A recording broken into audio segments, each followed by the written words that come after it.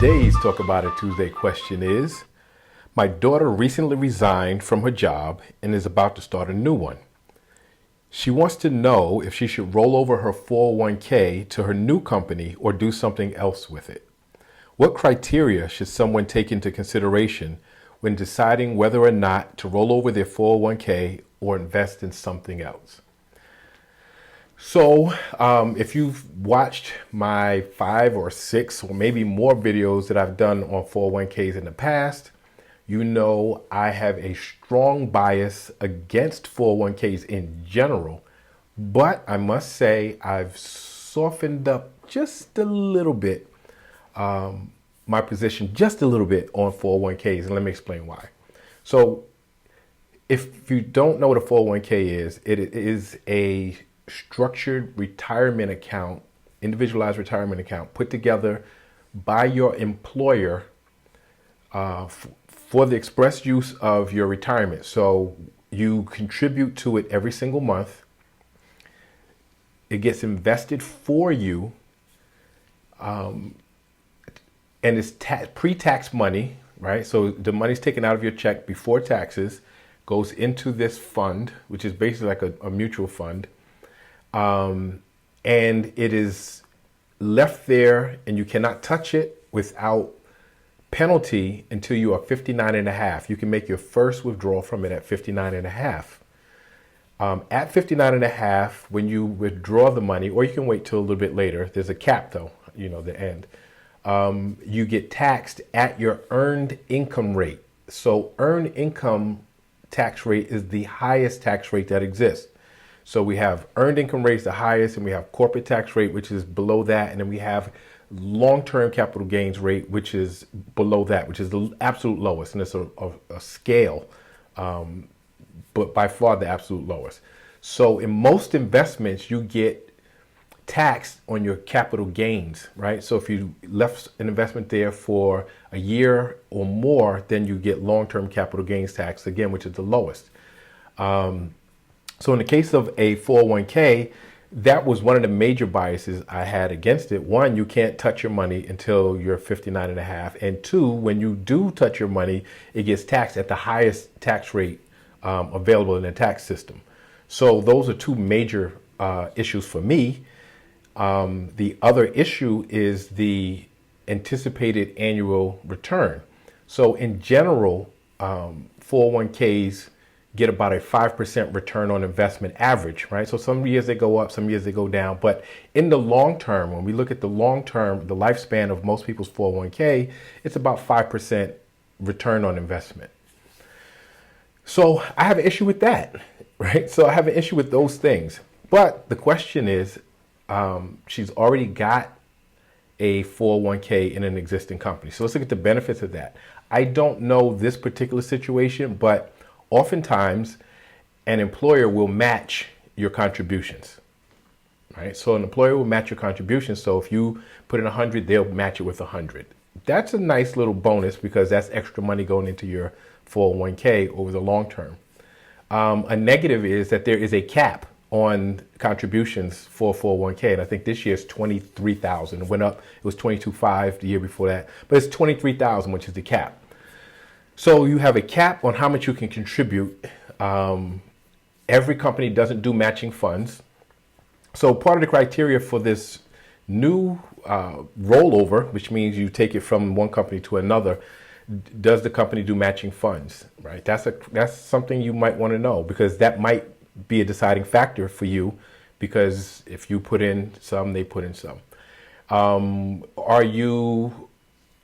Does the cap make a difference to you that you can only contribute 23,000, which is about 1,916.67 a month? My math is correct. Does the low return on investment matter to you? Because if the annual inflation rate is 2 to 4% and you're only getting 5%, you're getting 1% above what is average for interest. So in the long term, that's not necessarily great. Do you plan on being in that company for a long time, or will you have to end up rolling it over or leaving and having to get taxed and penalized later down the road when there's more money? How much did you contribute already? right? That makes a difference because you will pay taxes on it, whatever your earned income rate is currently, and plus 10% more.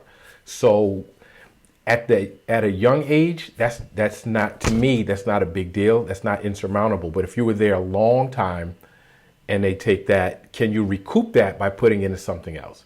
So let's look at this something else. Now, again, I softened my position. Here's the only reason I've softened my position. I realize most people are not disciplined enough to consistently invest on their own. And it's a way to force people to invest because somebody takes the money before you see it and they invest it. Even though you get penalized over the long term, if you take it out before, even though the return on investment is not nearly as good as what you could get, if you are the type of person who yourself are not going to consistently contribute to your investment, then it's not a bad strategy. So to me, it all boils down to the numbers. If you can withstand paying the taxes and the 10%, let's look at the long-term trajectory and the return.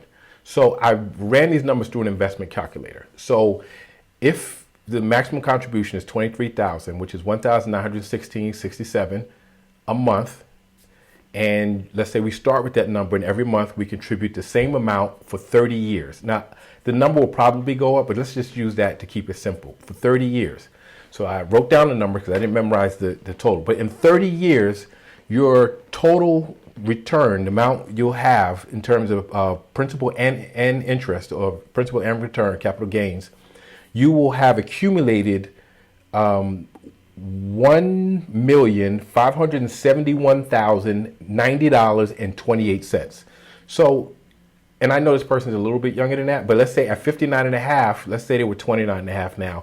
If they started now and contributed through a 401k at 5% annual return in 30 years at 59 and a half, when they were able to withdraw, again, the number will be $1,571,090.28.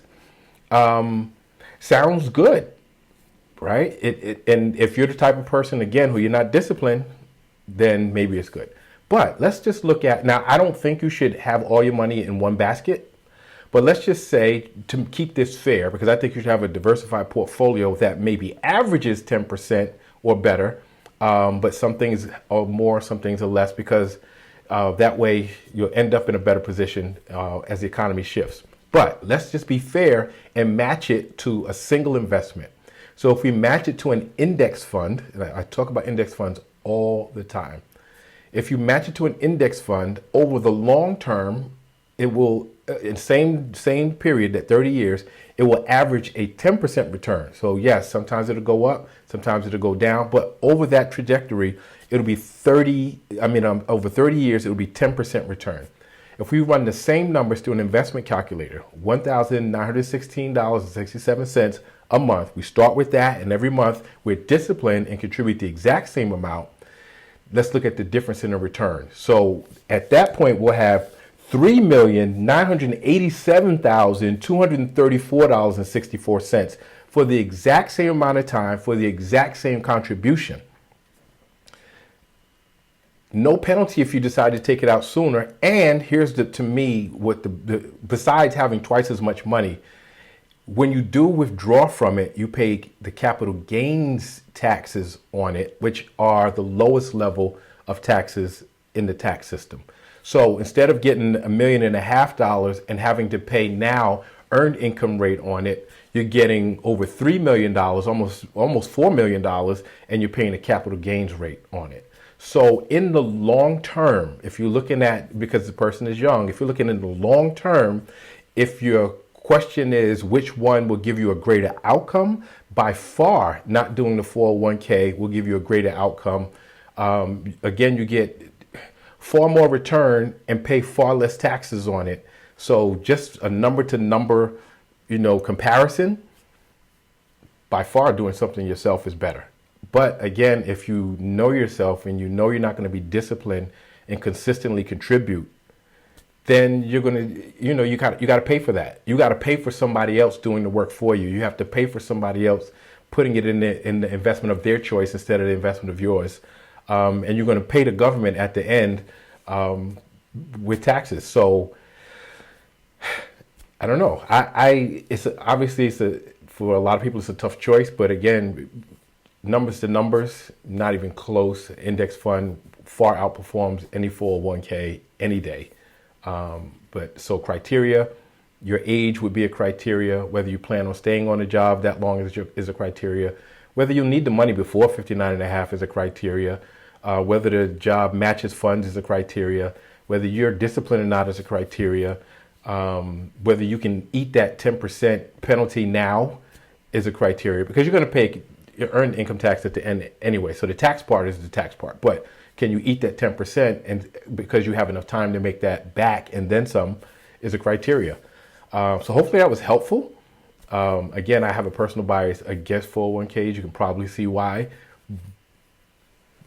but that's a tough choice to make. And again, I think the older you are and the longer you've been in it, it's usually easier to stay in it and roll over to another company. But when you're very young and have the world ahead of you and you have plenty of time to make money and you have like significant options on how to make money, if you're disciplined enough, then to me, the choice is easy to go elsewhere. So I'd love to hear your thoughts on it. Please add your thoughts in the comment, like, share, subscribe, keep the questions coming, and I'll see you next Tuesday.